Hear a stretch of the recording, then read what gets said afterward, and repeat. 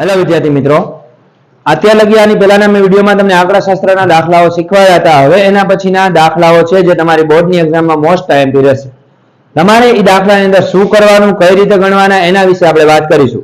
તમારે જે દાખલો પૂછાય છે, અત્યાર લગી મેં તમને સાદી રીતના દાખલાઓ શીખવાડ્યા હતા.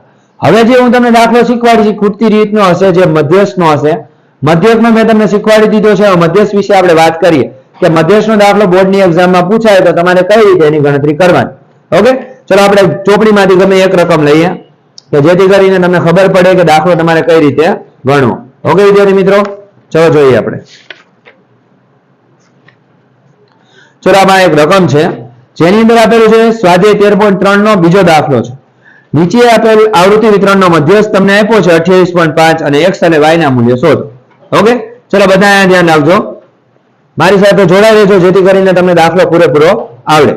ઓકે, અને જો તમે અમારી ચેનલમાં નવા હોય તો સૌથી પહેલા સબસ્ક્રાઇબ કરજો જેથી કરીને બોર્ડના મોસ્ટ ટાઈમથી તમને મળતા રહે અને તમે એની તૈયારી કરી શકો. ચલો જોઈએ. તમને આની અંદર આપેલું છે મધ્યસ્થ અને વર્ગ અંતરાલ આપ્યા છે, તો આપણે પહેલા વર્ગ લખ નાખી. તો વર્ગ અંતરાલ તમને આપેલા છે, કેટલા છે? તો 0 થી 10, 10 થી 20, 20 થી 30, 30 થી 40, 40 થી 50, 50 થી 60. અને બાજુમાં તમને આપેલી છે આવૃત્તિ. તો આવૃત્તિ કેટલી છે? તો પેલાની 5, x, 20, 15, y અને આપેલા છે 5. અહીંયા કુલ આપેલું છે, અહીંયા તમને આપેલો છે સરવાળો સિગ્મા fi બરાબર 60. હવે કઈ નથી કરવાનું, તમને મધ્યસ્થ આપેલો છે m બરાબર 28.5. હવે તમારે શું કરવાનું એ આપણે જોઈએ. ચલો હવે દાખલાની અંદર જ્યારે મધ્યસ્થ આપ્યો ત્યારે સૌથી પહેલા સંચય આવૃત્તિ ગોતવાની. સંચય આવૃત્તિ એટલે આવૃત્તિઓનો સરવાળો, જેને આપણે સિગ્મા fi કહીએ. તો આવૃત્તિનો સરવાળો એટલે પહેલા 5 ના 5 મૂકી દો. 5 માં x ઉમેરો એટલે 5 વત્તા x, 5 માં 20 ઉમેરો એટલે 25 વત્તા x, 25 માં 15 ઉમેરો એટલે 40 વત્તા x, 40 માં y ઉમેરો એટલે 40 વત્તા x વત્તા y, 40 માં 5 ઉમેરો એટલે 45 વત્તા x વત્તા y. રેડી? હવે આનો સરવાળો તમને આપેલો છે, કેટલો છે? 60. તો આપણે એનું એક સમીકરણ બનાવી નાખીએ આ જગ્યાએ. 45 વત્તા x વત્તા y બરાબર 60.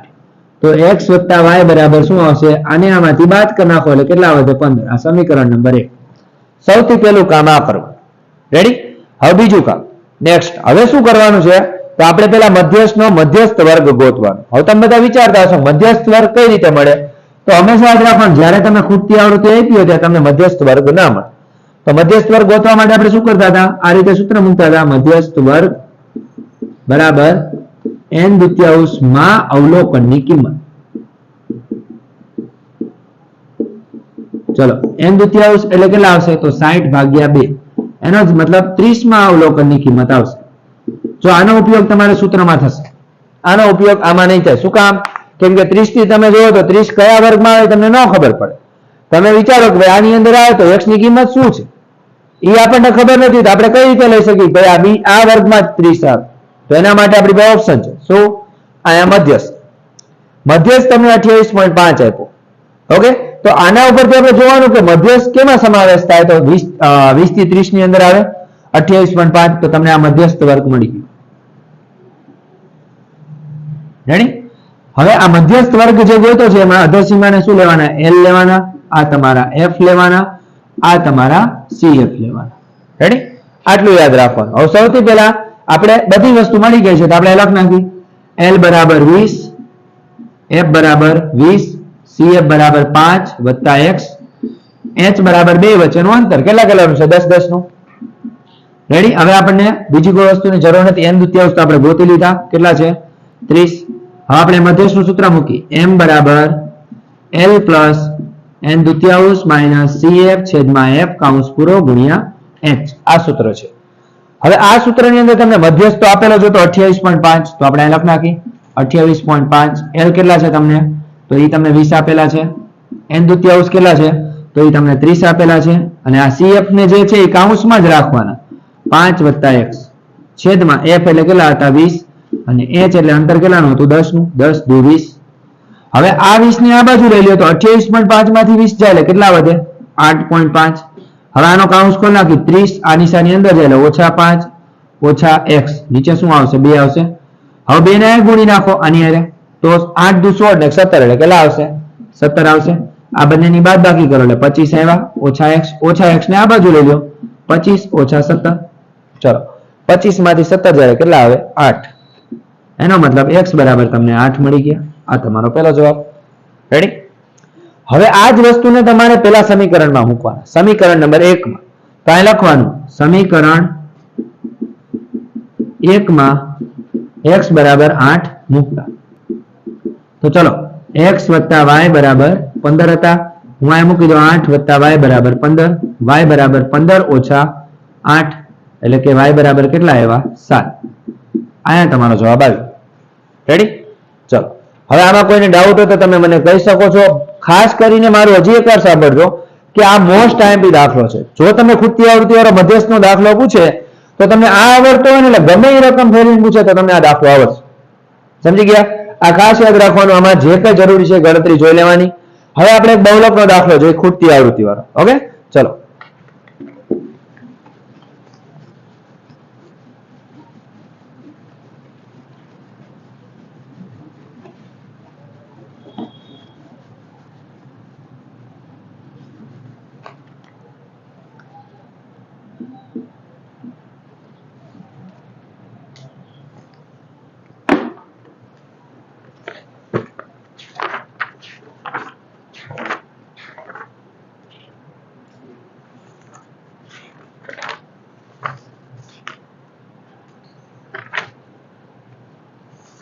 ચલો વિદ્યાર્થી મિત્રો આની અંદર બહુલકમાં દાખલો નથી આપણે અસાઇનમેન્ટ ની અંદરથી જોઈ લઈએ દાખલો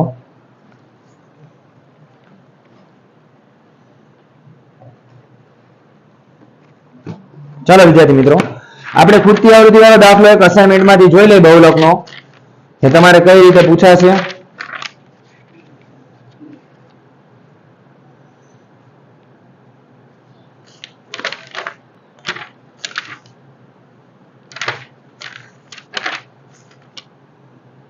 ચલો તમારે દાખલો આપેલો છે પેપર નંબર 4 નો રેડી દાખલામાં ધ્યાન રાખજો ખાસ કરીને કે દાખલામાં જો આવું પૂછે તો શું કરવાનું તમને આમાં z આપેલો છે કેટલો 39 હવે તમારે શું કરવાનું છે અહીંયા તમને વર્ગ આપેલા છે તો વર્ગ છે 5 થી 15 15 થી 25 25 થી 35 35 થી 45 45 થી 55 55 થી 65 અને 65 થી શું આવશે 75 અહીંયા તમને આવૃત્તિ આપેલી છે તો આવૃત્તિ કેટલી છે 2 3 f 7 4 2 અને 2 અહીંયા તમને એનો કુલ સરવાળો આનો આપણે કુલ સરવાળાની કોઈ જરૂર છે નહીં એનો કોઈ ઉપયોગ દાખલાની અંદર થવાનો નથી રેડી હવે તમારે આમાં ખૂટતી આવૃત્તિ ગોતવાની છે f ચલો આ ધ્યાન રાખો જો આ f આપણે ગોતવાના છે તો સૌથી પહેલા શું કરવાનું કે f ગોતવાના છે અહીં તમને બહુલક આપ્યો છે મેં તમને અત્યારે લગી શીખવાડ્યું હતું કે બહુલકની અંદર આપણે શું જોવાનું કે આવૃત્તિ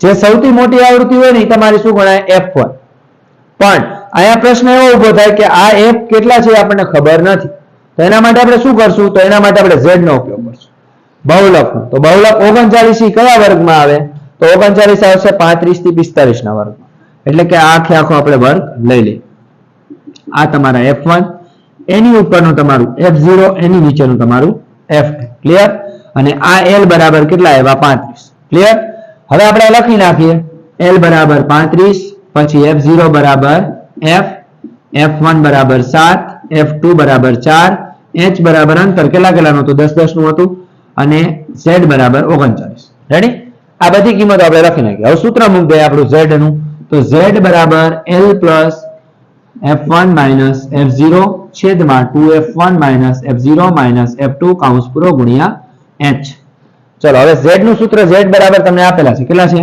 39 l તમને કેટલા આપ્યા છે 35 f1 કેટલા છે તો f1 છે 7 f0 કેટલા છે તો f જે આપણે ગોતવાના છે બે કૌંસમાં 7 ઓછા f0 એટલે કે f minus f2 એટલે કેટલા આવશે 4 ગુણ્યા આવશે 10 હવે જો આને પેલા આ બાજુ લઈ લઈએ તો 39 માંથી 35 જાય એટલે કેટલા વધે 4 અહીંયા 7 ઓછા f એમ નામ 7 દુ 14 હવે 14 માંથી 4 કાઢીએ પછી આપણે માઈનસ કરી નાખશું અહીંયા ગુણ્યા 10 રાખો ચલો 4 એમ નામ હવે 7 આનો ગુણાકાર કરો તો કરી નાખો એમ નામ રાખો તો એમ નામ રાખો ગુણ્યા 10 છેદમાં 14 માંથી 4 જાય કેટલા વધે 10 ઓછા f.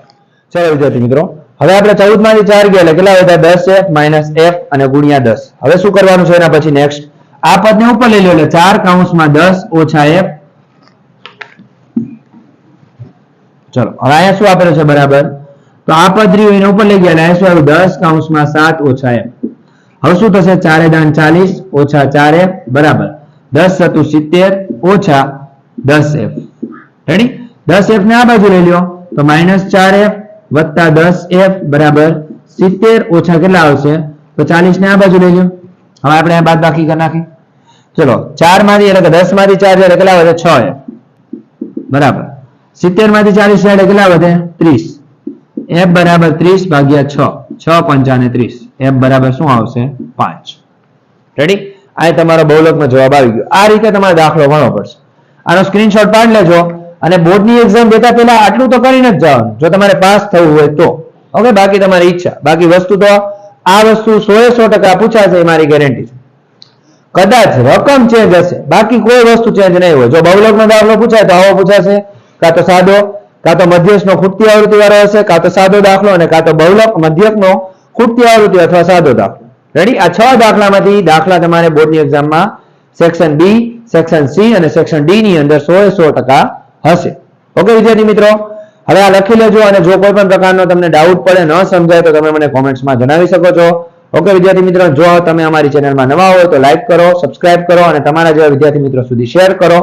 ઓકે વિદ્યાર્થી મિત્રો જય હિન્દ જય Bharat. Thank you so much.